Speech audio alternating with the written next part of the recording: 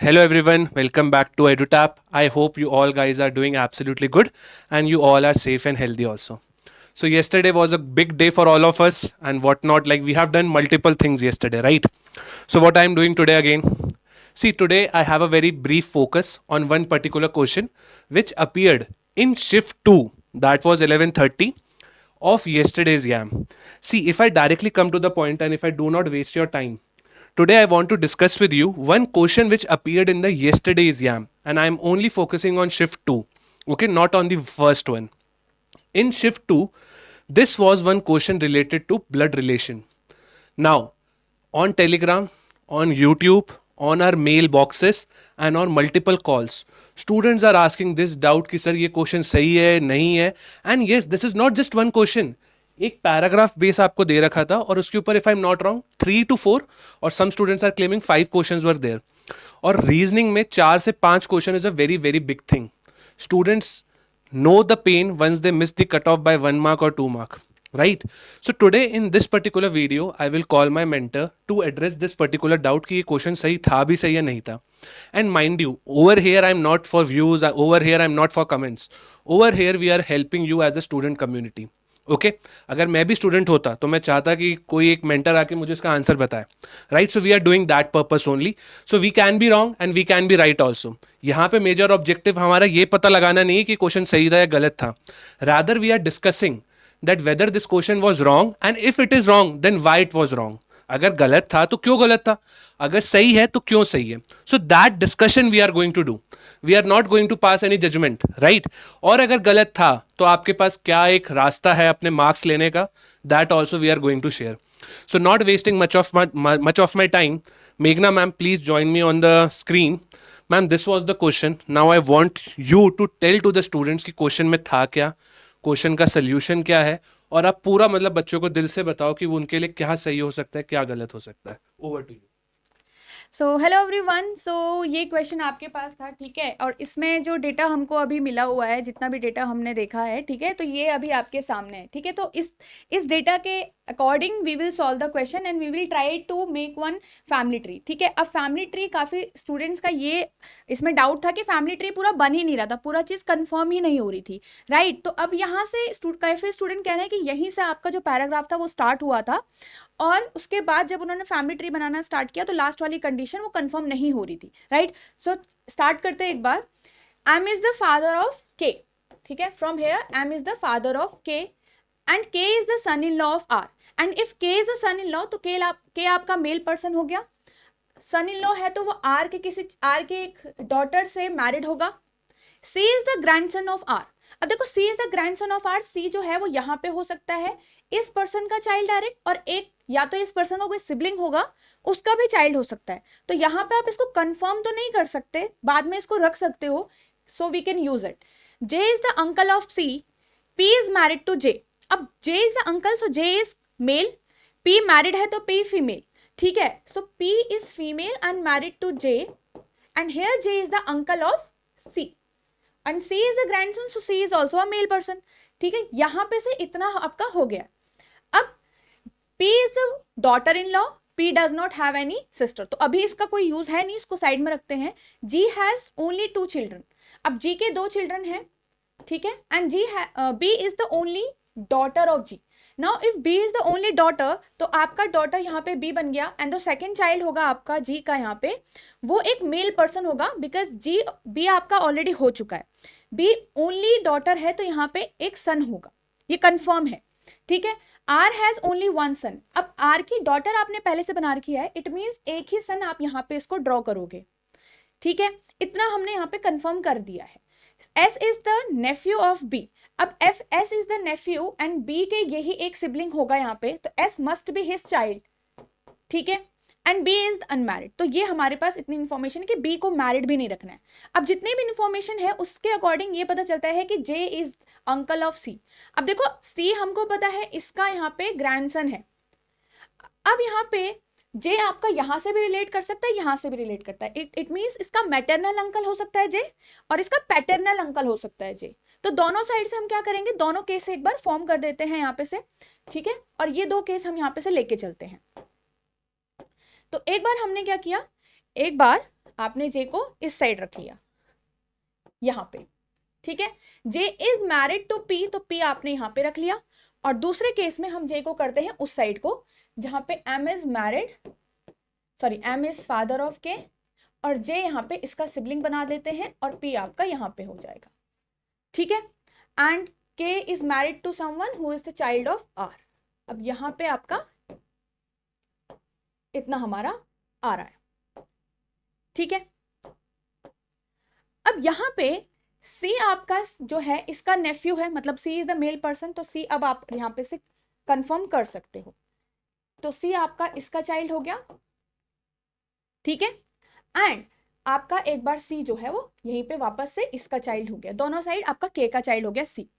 अब यहाँ पे लिखा है कि जी जो है, जी के ओनली 2 चाइल्ड है, उनमें से बी का वो यहाँ पे पेरेंट है, ठीक है। अब देखो जी आपका यहाँ पे भी आ सकता है, जी आपका इस साइड भी आ सकता है, दोनों साइड आपका जी आप रख सकते हो। अब कहाँ पे आपको ज्यादा फिक्स बैठ सकती है जी की पोजीशन, वो हमको फिक्स करनी पड़ेगी, ठीक है, अगर इतनी ही इंफॉर्मेशन है तो। देखो अब S is in the 3rd generation, इतना हमें पता है, और यहाँ पे हमारे पास जी ऊपर की जनरेशन में, तो जी यहाँ पे आएगा, एस आपका यहाँ कहीं आ रहा होगा, ठीक है। अब यहाँ पे से we know that B is unmarried, तो बी आप यहाँ पे नहीं रख सकते डायरेक्ट, ओके। अब यहाँ पे हम जी को अगर रखेंगे एक्स्ट्रा में ऐसे करके, ऐसे भी रख सकते थे, but B is only daughter. अब बी ओनली डॉटर है तो सेकंड डॉटर वहां पे नहीं हो सकता, इट मींस बी का तो पोजीशन यहां से कंफर्म नहीं है। We have one more condition that P does not have any sister. एक कंडीशन गिवन हो रखी है कि P does not have any sister, तो पी से भी आप बी को रिलेट नहीं कर सकते हो। जी और बी जो है वो जे की सिस्टर भी नहीं हो सकती B, Y, because G has only 2 children, मतलब जी के सिर्फ 2 ही बच्चे हैं, वहां पे तो ऑलरेडी 2 बच्चे हैं, तो जी के तो 3 हो जाएंगे, कंडीशन खराब हो गई, मतलब कॉन्ट्राडिक्ट हो गया। तो बी आपका यहां से भी नहीं हो सकता, बी आपका यहां भी नहीं हो रहा है, और बी आपका इस साइड भी नहीं हो रहा, ठीक है। तो एक केस ये, तो यहाँ पे से हमारे पास जी की कंडीशन फिक्स नहीं हो रही है। लास्ट में यहाँ पे हम देखते हैं, अगर हम जी को यहां से रखें, जी और बी को इस साइड को रखें, तो B can be the sibling of K, and from this we can get G has 2 children, एक सन आ गया, एक डॉटर आ गई, तो ये फिक्स हो रहा है यहाँ पे से, right. And B has a nephew, B का एक नेफ्यू है, तो यहाँ पे इसका चाइल्ड एस हो गया, तो सारी कंडीशन यहाँ से तो फिक्स हो रही है। बट यहाँ पे एक चीज ये दिक्कत आ रही है कि जो ये पोजीशन है आपकी, ये वाली पोजीशन वैकेंट हो रही है, and we do not have any extra person to place here, ठीक है। अब यहाँ पे ये पर्सन हमारे पास प्लेस नहीं हो रहा है। अब इसमें इस वजह से काफी क्वेश्चन है लोगों का कि ये जो पूरा फैमिली ट्री है वो बन ही नहीं रहा है, कि जितने भी हमारे पास पर्सन हैं वो फिक्स नहीं हो रहे हैं।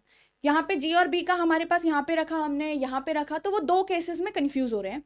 देखो अब अगर यहाँ पे से जो क्वेश्चंस इसके बेस पे हमारे पास आए हुए हैं, इस डेटा पे बेस पे, कि how many male persons are there और how many female persons are there और how many total number of family members are there, तब तो ये चीज कंफर्म नहीं है और इसमें कुछ ना कुछ चीज मिसिंग हो सकती है, ठीक है। बट अगर कुछ क्वेश्चन ऐसे भी होते हैं जो आपका एक न्यू कंडीशन आपको प्रोवाइड करते हैं, कि suppose if this is married to this one and if this is the son of P J, ऐसा कुछ आपके पास कुछ कंडीशन प्रोवाइड होती है, कुछ एडिशनल कंडीशन जो आप यहाँ पे रख के अपना आंसर निकाल सकते हो, तो आप इसको आंसर कर सकते थे, ठीक है। सो आई होप आपने क्वेश्चंस पढ़े होंगे, ठीक है। इतना हमारी तरफ से ये आपका इंफॉर्मेशन से जितना भी आपका डायग्राम बन रहा है, एक केस ये बन रहा है केस 1 और एक केस ये बन रहा है केस 2, जहां पे जी और बी की पोजीशन फिक्स ही नहीं हो रही है, और अगर हम यहाँ पे फिक्स करेंगे देन इट इज वेकेंट, ठीक है। अब हो सकता है यहाँ पे कोई न्यू पर्सन भी हो जो हमारे पास डेटा में शायद ना हो, ठीक है। Okay, so I will call jealous sir now. तो मैम जो मैंने आपका एनालिसिस देखा है तो उस हिसाब से I can say the question is doubtful, we can not call it as extreme wrong कि ये तो बिल्कुल ही गलत है, क्वेश्चन डाउटफुल है, this I think students will agree. But अपने हमारे अकॉर्डिंग अगर हम ये बेसिक इन्फॉर्मेशन जो हमें टेलीग्राम से मिली और हमने जो स्टूडेंट से बात करी, कुछ स्टूडेंट्स बोल रहे हैं number of students, number of people were given in the family, कुछ नॉट कंफर्म कर रहे हैं, so we are not that much sure right now, so we call this particular question is doubtful. Answer correct हो भी सकता है और नहीं भी हो सकता है। अब करेक्ट क्यों हो सकता है, can you tell to the students in a short ma'am? Correct हो सकता है, जैसे मैंने आपको बताया, इसके बेस पे आपको जो क्वेश्चंस गिवन है, if they provide you the new information, if they provide you some conditions, ठीक है, so you can cancel out some cases और यहाँ पे आप उसको रख सकते हो, ठीक है, कुछ भी ऐसा आपको प्रोवाइड हो सकता है, तो भी आप उस क्वेश्चन को सॉल्व कर सकते हो, बिकॉज कई बार डेटा डायरेक्ट आपको चीजें नहीं प्रोवाइड करता है। Cool. और मैम क्वेश्चन क्यों गलत हो सकता है, क्योंकि हमने को दोनों एंड्स देखने हैं, राइट? Yeah. सो क्वेश्चन क्यों गलत हो सकता है?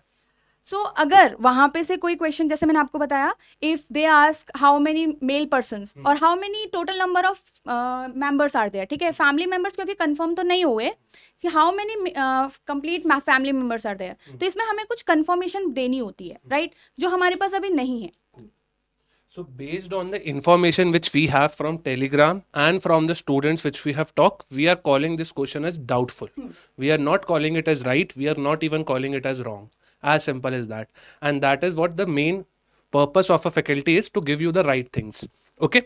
और अगर आपको लगता है ये क्वेश्चन गलत है, अगर आपको लगता है कि ये क्वेश्चन आपके अकॉर्डिंग गलत है, तो please go on this particular website. इसका लिंक आपको नीचे डिस्क्रिप्शन बॉक्स में मिल जाएगा. Submit your request on IBPS portal stating that this question was not correct, and हम लोगों ने भी analysis करा है, but we were not in the examination hall. We have just gathered the data. But अगर आपको लगता है कि क्वेश्चन गलत था, तो इस वेबसाइट पे जाइए, यहाँ पे जाके अपना रिक्वेस्ट सबमिट करिए कि सर और ma'am this question was not correct, kindly review it. You can not make a statement कि सर गलत ही था. इट इज पॉसिबल, मैम ने प्रूफ करा है that it can be right also. Okay, और अगर क्वेश्चन गलत हुआ तो सबका बल्ले बल्ले, सबको फ्री के नंबर मिलेंगे. So you might get good number of marks, like 4 to 5 marks in reasoning, ma'am. It is very, very huge, right? So please go on this particular website if you think that the question was incorrect.